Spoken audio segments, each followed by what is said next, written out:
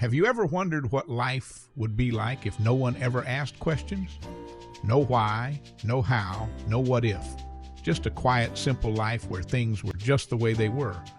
But in one tiny town, something happened that changed everything. A little boy dared to ask the questions no one else would. This is the story of the town with no questions, and trust me, you're going to love it.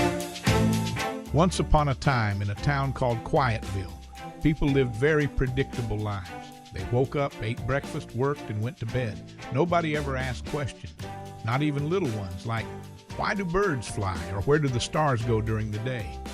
In Quietville, questions were seen as dangerous. People believed they only caused trouble. So if something strange happened, like a chicken laying a square egg, people would shrug and say, that's just the way it is. But one day, a baby named Leo was born. And from the moment he could talk, it was clear he was different. Leo's first word wasn't mama or dada, it was why. Why is the sky blue? Why does the moon follow me? Why does the mayor always wear two different socks? The townspeople were horrified. Why ask questions, they said. Questions only make things complicated. But Leo didn't stop. He couldn't. One day he saw something that nobody dared to talk about, a giant locked door in the middle of town. It had always been there, but no one knew why. Nobody had ever asked. But Leo, of course, had one big question. What's behind that door? Leo couldn't stop thinking about the door. Every day he stared at it, wondering. Then one morning after a big rainstorm, he found something shiny and small hidden in the mud, a rusty old key. Leo held up the key and shouted to the townspeople, I'm going to open the door.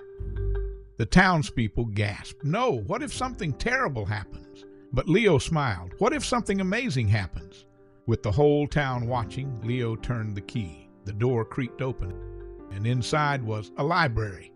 But this wasn't just any library. The books were magical. They could talk. When Leo opened a book and asked, why is the sky blue? The book replied, because sunlight scatters. Another book whispered, socks disappear because of sock gremlins. The townspeople were amazed. Slowly they began to step inside.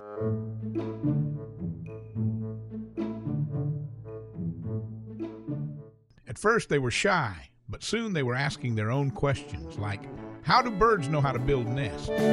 Why do I sneeze when I see sunlight? The more they asked, the more they learned. The library was full of answers, and even better, it was full of ideas for how to make their town better. Quietville wasn't quiet anymore, but that was a good thing. People started inventing, creating, and laughing. One person built a machine to fold laundry. Another discovered how to grow the juiciest apples ever. And Leo, he became the town's hero, not because he had all the answers, but because he reminded everyone how much fun it is to ask questions. One day someone asked him, Leo, aren't you afraid of running out of things to ask? Leo grinned and said, why would I be afraid of that? And from then on, Quietville was known as the town of curiosity, where every day brought new questions, ideas, and adventures. So what about you? What's a question you've always wanted to ask? Remember, every big discovery starts with a tiny question. Share your questions in the comments below. I'd love to hear them. And hey, if you enjoyed this story, don't forget to like this video, subscribe to the channel, and click that little notification bell. Together, let's keep asking questions and making the world a more curious, exciting place. Thanks for watching, and until next time, stay curious.